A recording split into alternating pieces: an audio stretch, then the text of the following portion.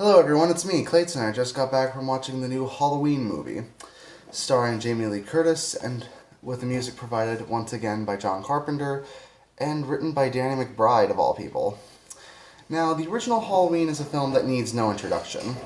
It was basically one of the most influential horror films of its time, with a with a haunting score, a very mysterious lead character, and a game making performance from Jamie Lee Curtis as Laurie Strode. Now, this sequel, made 40 years later, is ignoring all the sequels that happened from the time in between, and only focuses on the first film, basically creating a different timeline that separates this from every other sequel that happened, and also from the Rob Zombie remakes, obviously. So, does it work out? Well, let's get to the story, shall we?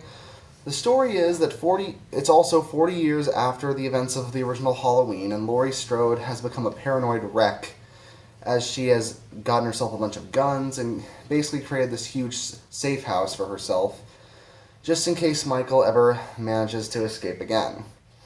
And as luck would have it, or as unlucky as Haddonfield may be, turns out Michael ends up escaping once again when he's on a transport that's supposed to take him to a new facility.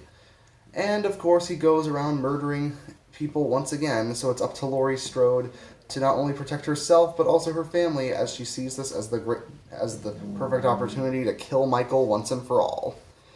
Now, I will say a lot of people will say how similar this concept is to the concept of Halloween H2O, aka Halloween 20 years later.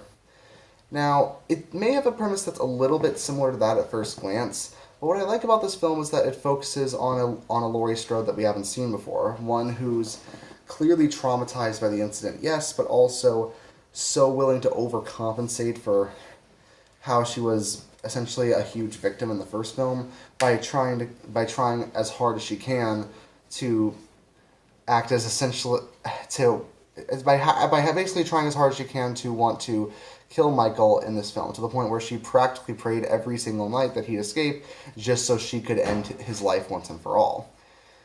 This may not make her very likable at first, but it does make her understandable when it comes to people who have been severely affected by certain trauma in the past.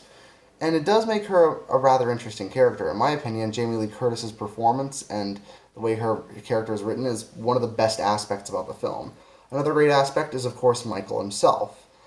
He still never speaks. He's still shrouded in mystery to the point where we never see his face, or at least not completely.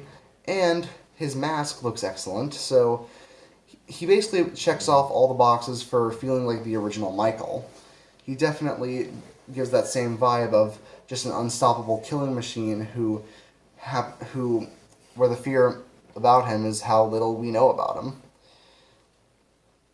However, despite the fact that it has a great portrayal of Michael Myers and Laurie Strode, the two most important characters in the story, there are some big flaws. It does follow the typical horror movie setup of having several teenage characters and other characters of the film act out as either juvenile comic reliefs or just cannon fodder for Michael to kill.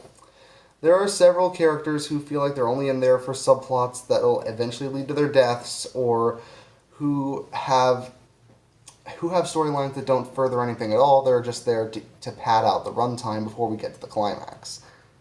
It feels like the film starts strong and ends strong. The beginning has a lot of great tension and a lot of great questions as we see the effects of Michael and Laurie after 40 years, and the ending is probably one of my favorite climaxes of this entire series, with great action, a lot of excellent dialogue exchanges, and certainly one hell of a final scene.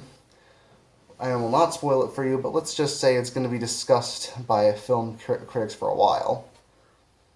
The middle, however, is a little dull, mainly because we've seen a lot of these character types before with the teenage characters, and the characters there are obviously just cannon fodder, to the point where even one character to the point where one character even copies certain plot elements from the sequels that they are trying to distance themselves away from.